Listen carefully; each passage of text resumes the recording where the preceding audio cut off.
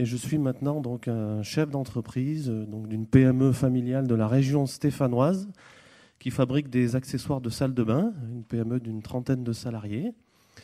Voilà. Alors je vous rassure tout de suite, mon manager environnement n'est pas dans le placard, puisqu'en fait j'en ai pas. Voilà. Donc j'ai un animateur qualité qui fait un petit peu d'environnement. Je suis dans un secteur très concurrentiel où beaucoup de produits viennent de pays lointains. Et je regarde à faire évoluer ma gamme de produits, à me différencier justement de cette concurrence. J'ai entendu parler de l'éco-conception. Je ne sais pas trop ce que ça peut m'apporter. Est-ce que c'est adapté à mon entreprise ? Ça tombe bien parce qu'il se trouve qu'il y a un centre de ressources sur place à Saint-Étienne, un centre de ressources national, m'a-t-on dit, le pôle éco-conception. Alors l'éco-conception, c'est quoi ? Je découvre, j'ai besoin de m'informer. Qu'est-ce que ça peut m'apporter ? Je me tourne vers Samuel Maillère. Oui, effectivement, nous, on est une association d'industriels qui s'appelle Pôle Éco-Conception et Management du cycle de vie. Et nous, l'objet de notre association, c'est de faire que l'éco-conception se réalise dans les entreprises. Donc, de travailler à la sensibilisation, à l'accompagnement, à l'orientation des entreprises sur l'éco-conception et de le faire vraiment en tête-à-tête, vraiment de manière spécialisée.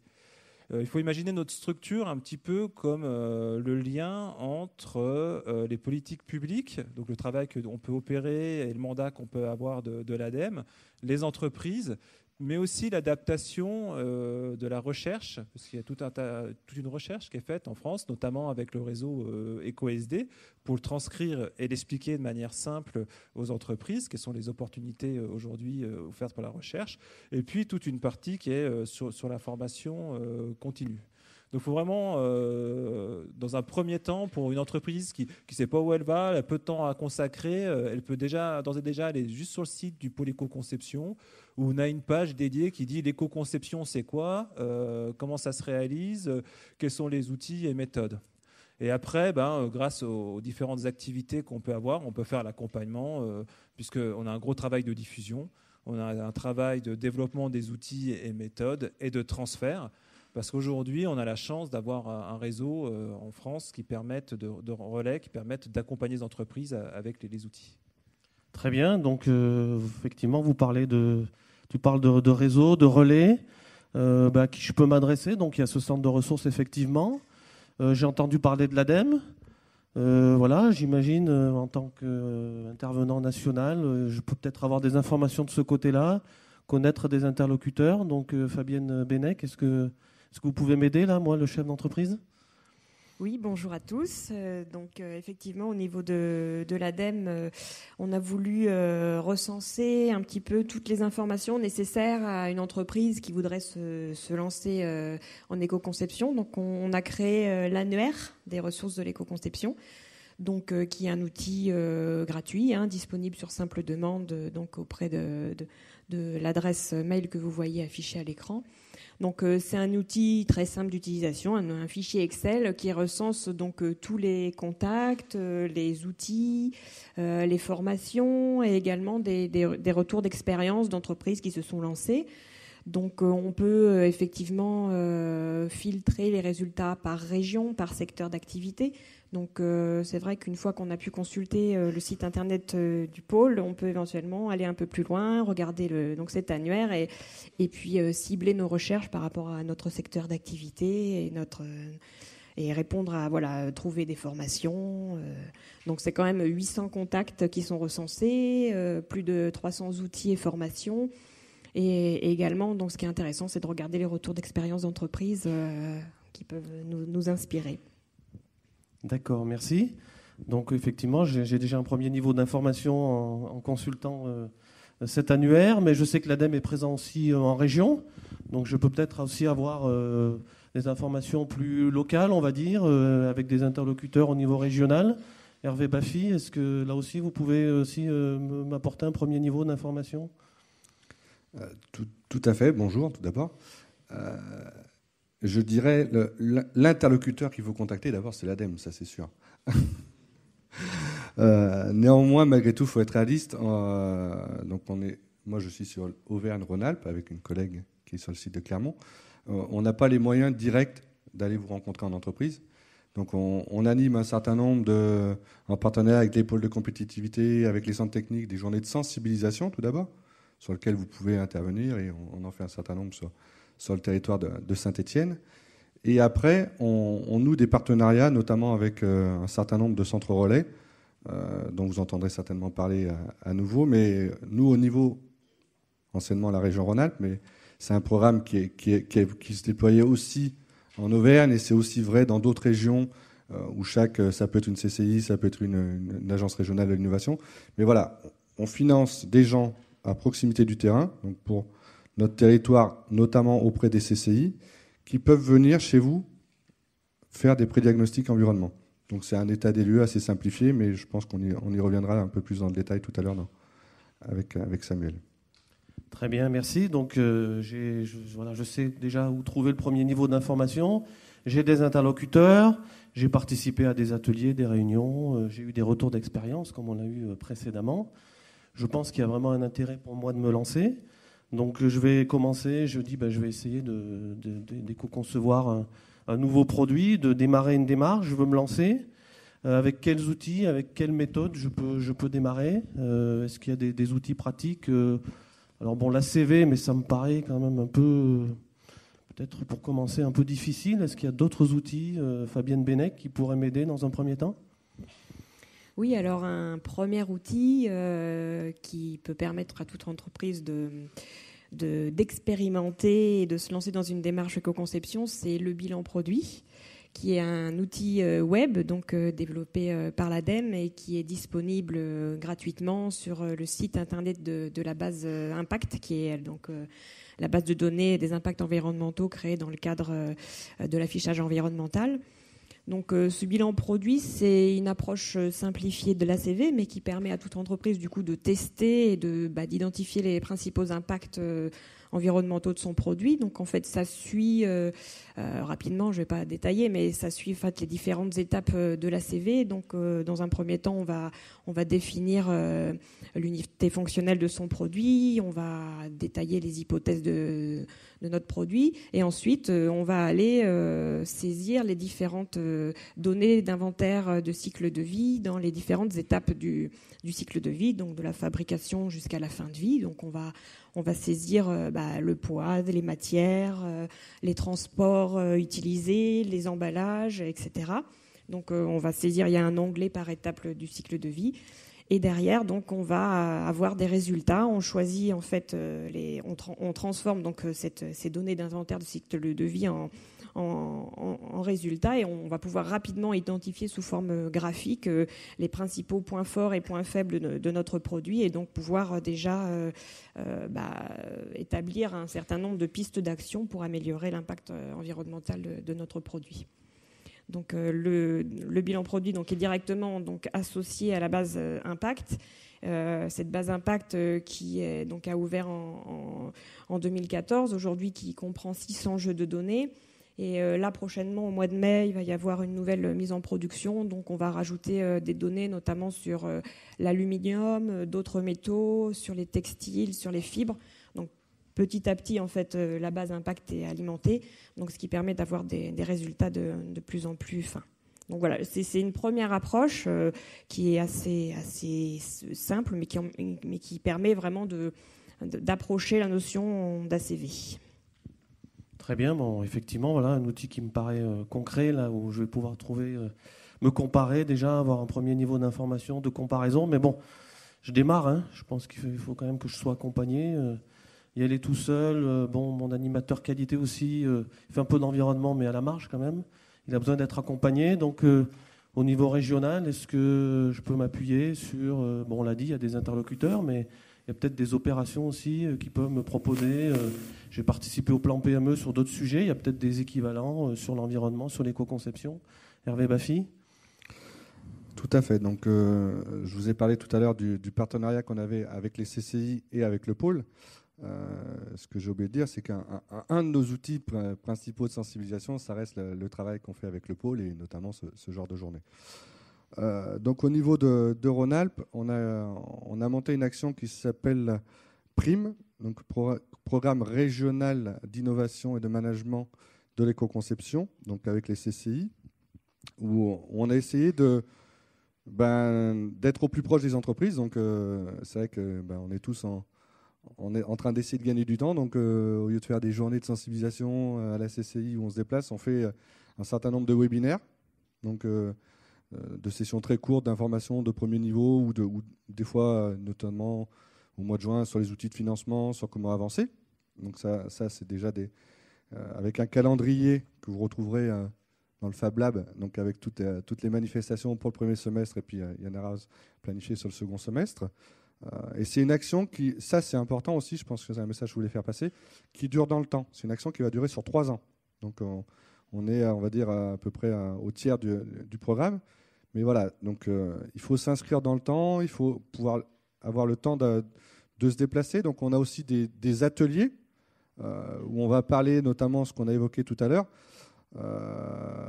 de différents sujets. Donc les sujets, dans ces ateliers, on ne parle pas forcément d'accroche éco-conception, venez faire de l'éco-conception. On parle des problématiques des entreprises, qui peuvent être les achats, qui sont notamment ce qu'on a beaucoup évoqué sur l'atelier précédent, le management. Donc on a un atelier sur comment intégrer l'éco-conception dans les nouvelles normes 14001, puisque maintenant elles doivent prendre en compte la problématique d'éco-conception. Donc c'est concrètement comment je fais. Donc sur un atelier de 3 heures, à peu près, avec différents niveaux. Il peut y avoir un niveau débutant ou un peu plus approfondi, mais voilà, comment je fais concrètement pour avancer sur cette problématique-là. Donc ça, c'est vrai, c'est un des sujets. Le troisième sujet, c'est la communication environnementale. Et puis, enfin, sur des gens qui ont déjà avancé, c'est comment j'approfondis les problématiques d'évaluation environnementale. Donc ça, c'est des choses très concrètes sur le terrain qui sont déjà mises en œuvre. Et il y a aussi, et on y reviendra tout à l'heure sur la dispositif d'accompagnement, des actions un peu plus, c'est pas péjoratif, lourdes d'accompagnement au niveau de l'action collective. Vous parlez du plan PME. Dans le plan PME, qui était une action portée principalement par la région et l'État, il y a une action qui s'appelle CD2 Pro et qui accompagne aussi concrètement, de façon un peu plus lourde, avec des bureaux d'études, les entreprises sur comment faire de l'éco-conception. Donc là, j'ai une sorte de parcours qui va m'être proposé, voilà, en fonction, au travers. On pourrait dire un parcours à la carte presque. D'accord. Très bien. Et est-ce que le pôle aussi, qui est dans cette action prime, qui travaille donc aux côtés de l'ADEME et du réseau des chambres aussi, apporte un complément dans l'accompagnement de mon entreprise ? Oui, tout à fait. En fait, l'idée dans cet accompagnement à la carte, c'est d'aller au-delà de l'environnement, en fait. Et si vous regardez, il y a un outil qui s'appelle CapaOp qui est présenté là. C'est de positionner l'entreprise entre sa capacité interne à faire, qu'elle soit en termes financiers, ressources humaines, technologiques, etc., et puis son environnement extérieur au sens des forces de porteur, c'est-à-dire positionnement des concurrents, donc effectivement de la concurrence, de la demande client, comment ça se passe avec les fournisseurs, le risque d'un nouvel entrant, etc.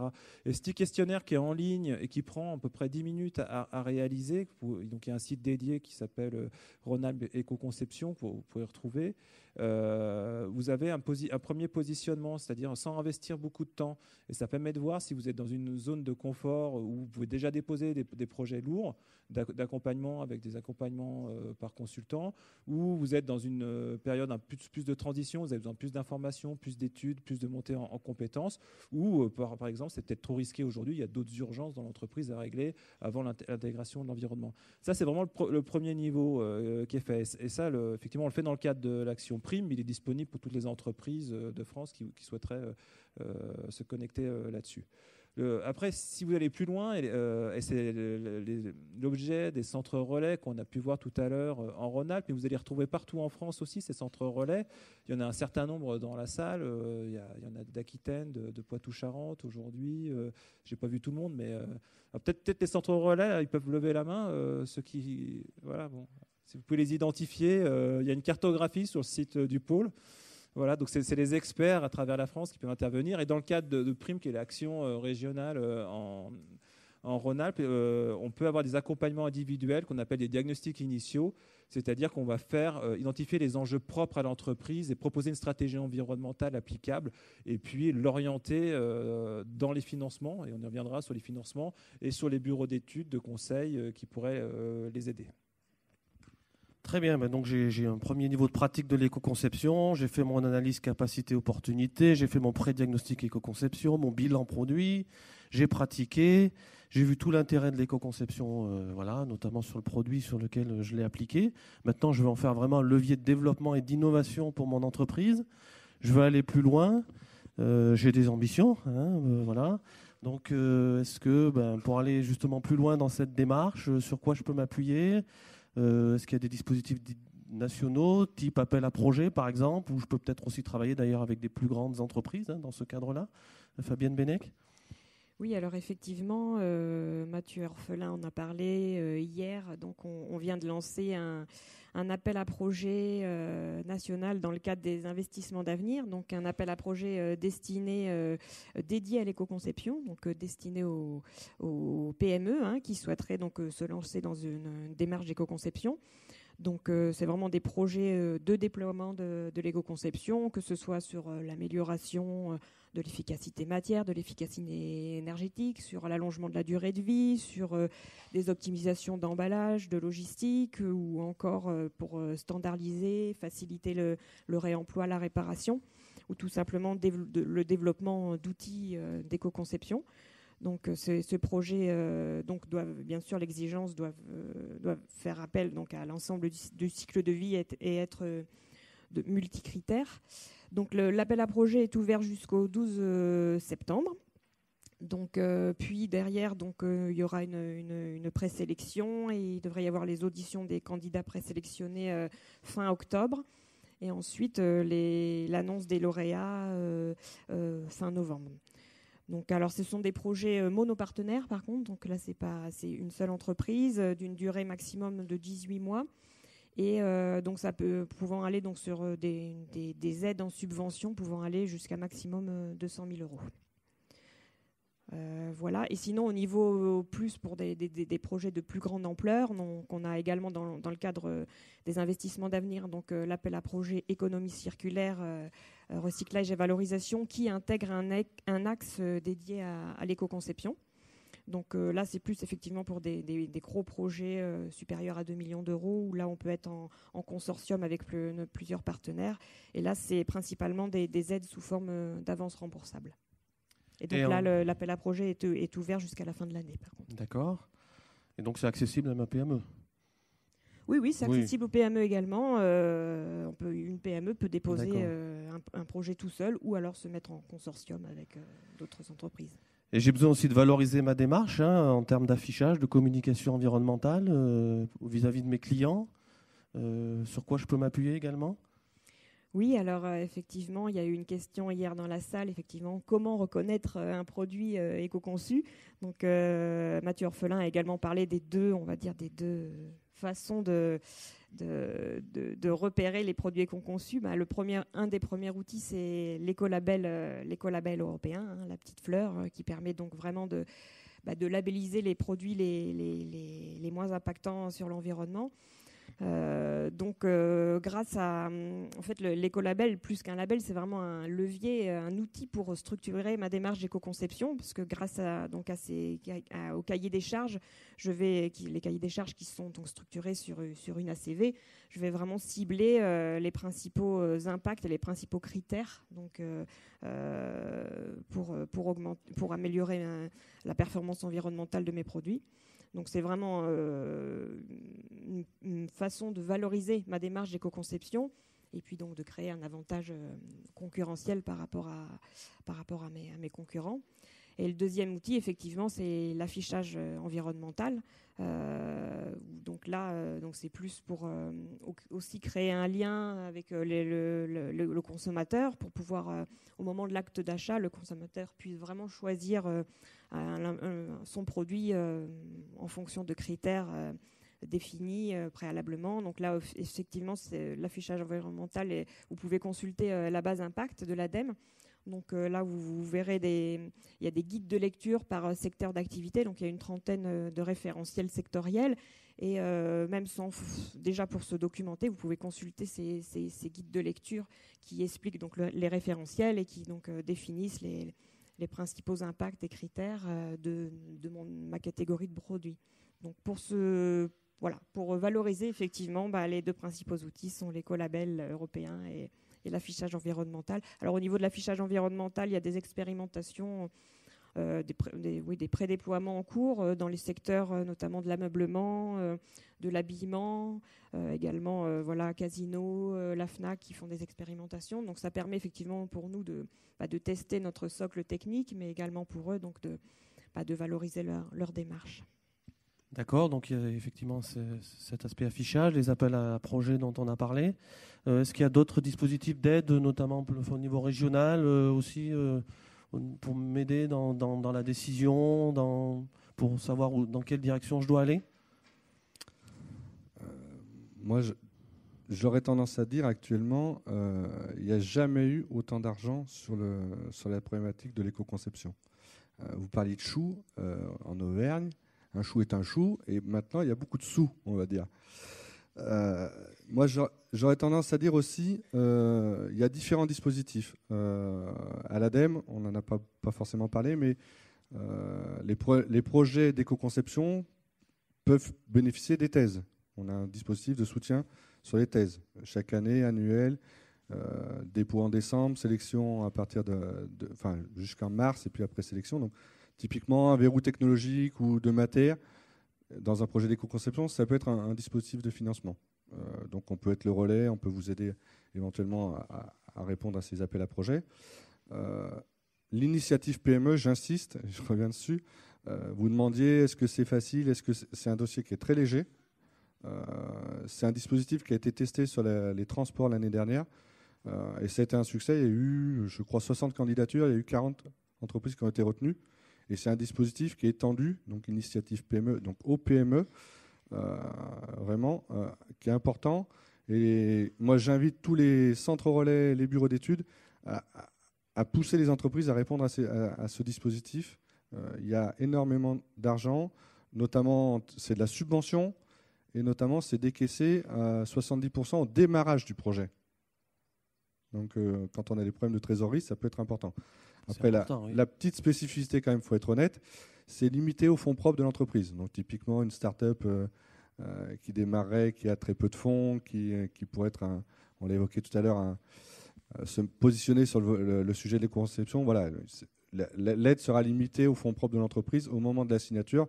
C'est-à-dire que si vous déposez au 12 septembre, vous avez 10 000 €, vous faites une levée de fonds, vous pouvez très bien, au moment de la signature du contrat, on va dire octobre-novembre, monter jusqu'à 50, 60, 70 000 € de subvention. Au niveau régional, on a un dispositif qui s'appelle Innovert et pour l'instant, la maison Innovergne en Auvergne. Donc, voilà, c'est deux dispositifs de soutien à l'innovation, aux éco-innovations qui peuvent bénéficier. J'aurais tendance à dire pour la partie Innovert, qui est pour l'instant l'ancien territoire Rhône-Alpes, répondez d'abord à l'initiative PME et après revenez nous voir, puisqu'on va d'abord orienter, comme je vous l'ai dit, et je pense que j'insiste, mais j'essaie de le vendre au maximum, c'est vraiment le dispositif beaucoup plus important en termes de financier. Nous, c'est uniquement, et c'est déjà pas mal, mais Innovert, c'est 50 000 € par projet maximum. Donc voilà. Et puis après, il y a tout ce qui concerne les aides au diagnostic, les aides à la décision. Donc on a des cahiers des charges qui sont disponibles sur une plateforme qui est Diagadem, sur l'accompagnement sur deux typologies, la qualification environnementale, les ACV, les approches simplifiées, ou un autre cahier des charges qui est plus sur l'étude de projet, où on peut retrouver des aspects marketing, communication. Donc voilà, donc des études qu'on peut financer entre 50 et 60, 70% en fonction de la taille de l'entreprise. Et ça, c'est vrai partout en France. Je parle de ma région, mais c'est vrai partout en France. Et vous pouvez solliciter les ingénieurs ADEME. Et après, des actions collectives qui sont montées dans beaucoup de régions. Alors pour nous, en Rhône-Alpes, en termes financiers, je dirais, il y a l'action dont je vous ai déjà parlé, c'est D2 Pro au niveau régional, portée par le CETIM. Mais on a eu monté aussi des actions. Alors il n'y en a pas d'autres en cours actuellement, d'actions collectives, si ce n'est l'action prime, mais qui ne va pas sur le soutien financier des projets. Mais on a travaillé avec les designers, avec Designer Plus l'année dernière, enfin il y a 2 ans maintenant, sur la montée en compétences des designers. Et puis on en a déjà fait. Et puis s'il y a des porteurs de projets d'action collective, on est prêt à étudier les projets si besoin. Très bien, merci. Peut-être pour conclure... Excusez-moi, oui. Dans les outils financiers, quelque chose que j'ai oublié qui est important, on parlait hier de Mathieu Orphelin, mon directeur, parlait des outils financiers. Il y a un outil financier qui est le crédit d'impôt innovation qui existe Et l'éco-conception est éligible au crédit impôt innovation pour les PME. Donc il faut aussi le solliciter. C'est un outil qui peut être complémentaire de tout ce vous a évoqué là jusqu'à présent. D'accord. Pour conclure, peut-être pour l'éco-conception, donc, en tant que centre de ressources. Non, mais comme centre de ressources, et puis pour voir ce qui se fait un petit peu en Europe, notamment dans le cadre du réseau ENEC, en France, on a vraiment une chance, c'est-à-dire que tout ce qui est de la partie sensibilisation, premier accompagnement, c'est gratuit ou c'est presque gratuit partout en France. Donc ça, vous ne prenez pas de risque à aller avoir un expert qui vient une demi-journée vous voir. Donc ça se fait en général via les centres relais du pôle. Et puis l'autre chose, c'est que sur les accompagnements, en fonction de vos projets, vous avez vu, il y a une espèce de gradation en fonction du montant du projet que vous voulez avoir. Il y a différents types de financement et on est sur de la subvention. Et je peux vous dire que ça existe. Ça a existé ailleurs. On en parlait avec Martin Charter hier en Grande-Bretagne. Ça n'existe plus. C'est vraiment une spécificité qu'on a en France. C'est une vraie chance qu'on a.